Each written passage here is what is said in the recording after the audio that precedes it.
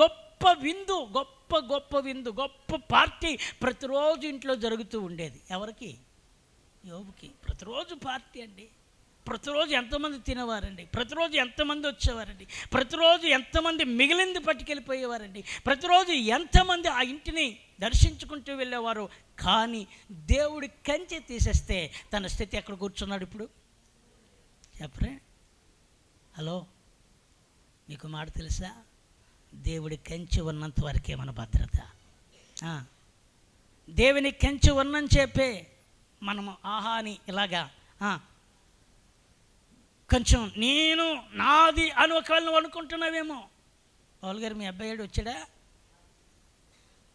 స్తోత్రం, హల్లెలూయా.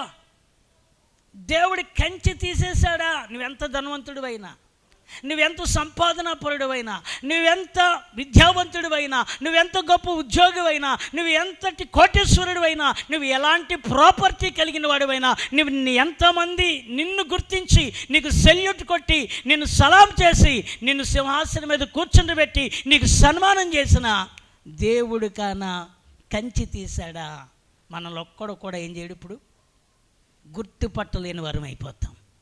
హల్లెలూయా. గుర్తుపట్టలేని స్థితికి వెళ్ళిపోతాం. నేను అంటాను, ఈ మొదటి నెలంతా దేవుడి కంచి వేశాడు. గట్టిగా చెప్పండి స్తోత్రం. చప్పట్లు కొట్టి దేవుని స్తుతించండి. దేవా, నన్ను, నా కుటుంబాన్ని, నా బిడ్డలను, నా చుట్టూ నువ్వు కంచి వేశావు నాయనా. నీ ప్రేమ నా పట్ల అత్యధికంగా కనపరిచావు నాయన.